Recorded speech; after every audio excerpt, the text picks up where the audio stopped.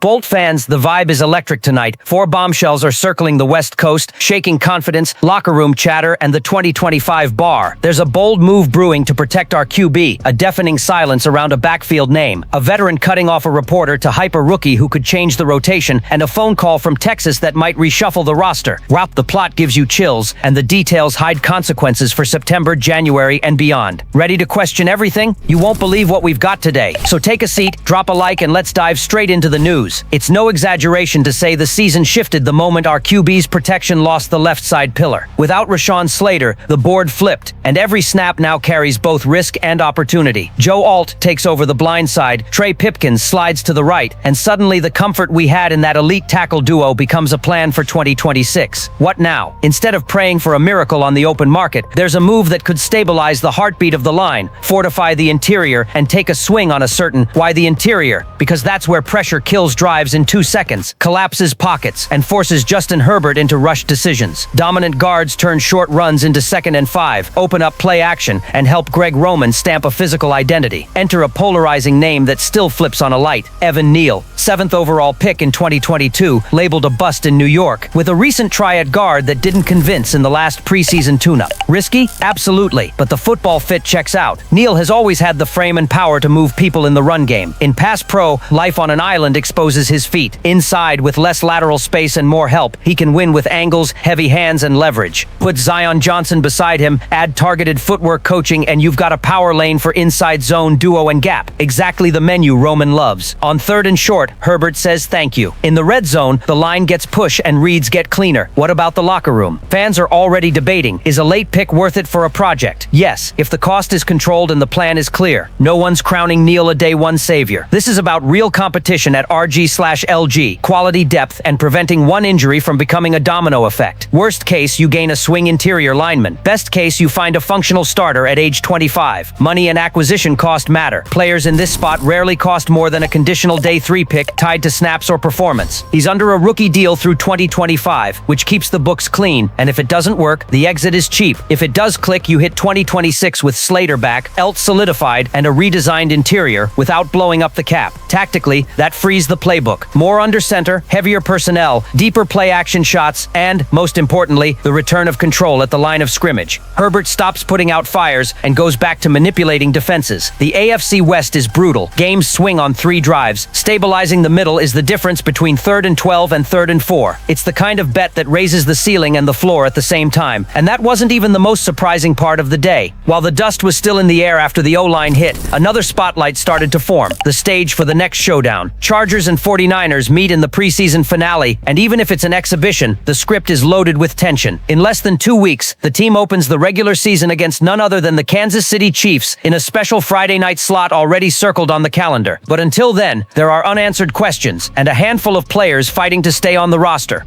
The silence around Najee Harris is one of those mysteries. Jim Harbaugh speaks in code, hides things in practice, and reporters only pull out fragments. The running back who was supposed to add immediate punch to the offense has turned into a question mark. Is he being kept under wraps strategically?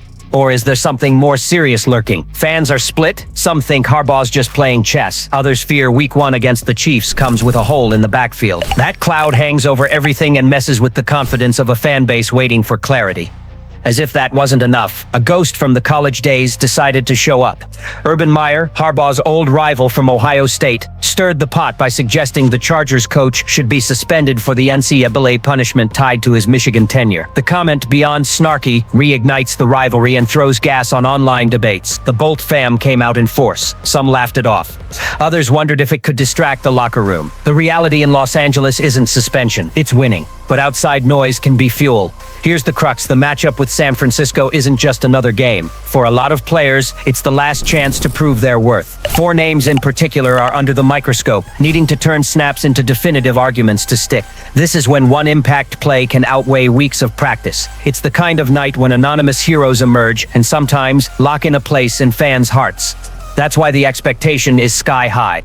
It's not just about testing schemes, it's about deciding futures. Harbaugh is watching every detail, and what's shown against the 49ers can be the difference between getting cut or earning trust. On paper, it's preseason. In reality, it's survival.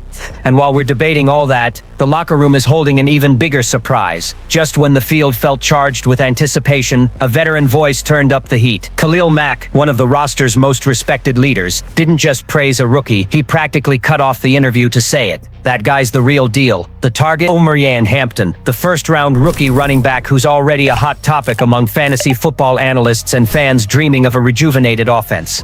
The scene hit different. Reporters tried to add disclaimers, reminding everyone there's no full tackling in camp. Mack didn't wait. No, I can tell. If you're a football player, you can tell when another guy is for real. Short line, big meaning, especially coming from a pass rusher who's faced hundreds of elite backs. Mack's instant respect works like an authenticity stamp. And the hype doesn't stop with him. Daniel Popper, who covers the Chargers in the weeds, is a believer too. He pointed to Hampton's North Carolina tape, the ridiculous physicality and especially the way he finishes runs, seeking contact, running through people and still having the burst to flip a play into a big gain. The fit with Greg Roman's scheme is almost seamless. Roman, a run game maestro, loves backs who punish defenses between the tackles but can still hit home runs. Hampton brings exactly that dual threat. Inside the building, the buzz is that Hampton could speed up the jump from rookie to headliner. Najee Harris arrived with status, but we still don't know his true condition. In that vacuum, Hampton's window is even wider. Fans are already debating whether he can be RB1 sooner than expected. Some dream of a new era where Herbert finally gets a dependable run game. Others warn against overhype and remind everyone that rookies have a learning curve. In fantasy terms, the dilemma's on the table. Draft Hampton or Trevion Henderson. The data points to Henderson in PPR leagues because of rival OC Josh McDaniels' tendency to use backs in the passing game. But here's the counter. Roman is likely to build Hampton into the ground game centerpiece, and if he really takes over, he can be a league winner. The find who swings championships. High risk, sure, but if you're chasing ceiling, you can't ignore him. All of this creates a different kind of energy. It's not just stats or fan excitement, it's identity. If Hampton truly is the real deal Max says he is, the Chargers' offense won't just be balanced, it'll be feared. And believe it or not, that still isn't the wildest thread tugging at this roster today. Just when the emotional meter felt maxed out, an unexpected rumor knocked on the door. The Texans eyeing Trey Pipkins. Yes, that same Pipkins who became a key piece in the Chargers' O-line shuffle could be on Houston's radar. A team desperate to better protect C.J. Stroud after 52 sacks last year. And this isn't empty smoke. There's logic on both sides, which makes the possibility even more intriguing. From the Texans' perspective, the math is simple. They rebuilt the receivers, tinkered with the line, but consistency is still missing. Pipkins has starting experience at right tackle and has been moved to guard, offering rare versatility. For a low price, think a 7th rounder, he'd be immediate depth. And for them, every protected snap is survival in the AFC South. What about the Chargers? That's the dilemma. With Slater out, the line is already searching for balance. Moving on from Pipkins now might feel like shooting yourself in the foot, especially if Alt or anyone else gets nicked. But there's another side. Free up some cap and lean into younger options like Blake Fisher or Zach Thomas, even if they haven't popped yet. Fans are split. Some say we can't lose anyone else. Others argue it's smart to cash in before a possible cut yields nothing. The Harbaugh factor looms. He's not afraid of bold calls if he believes the roster gets tighter. If he thinks the rotation can hold without Pipkins, a trade could happen. And the staff knows that rolling with truly reliable pieces matters more than forcing it with someone who hasn't delivered. Since becoming a full-time starter in 2022, Pipkins hasn't shown elite consistency. The possibility shakes fan confidence because it tests O-line depth at a critical moment. Imagine facing the Chiefs, Broncos, and Raiders with a unit still finding its feet. It's the kind of decision remembered as genius if it works, or blasted as a blunder if it doesn't. At the end of the day, that's what today's news is about. Every move, every rumor carries direct impact on the franchise's future.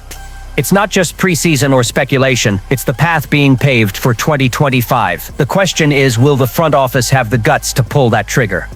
Bulp fam, after 4 bombshells like these, it's impossible not to feel the ground shifting in Los Angeles.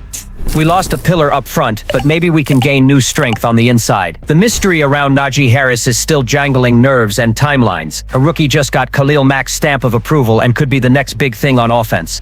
And there's a trade rumor about Trey Pipkins that might turn him into leverage on the market. Now I ask, which of these stories truly changes the season? Drop a like, subscribe to the channel, and tell me which headline rattled you most. This is just the start. I want to hear from you.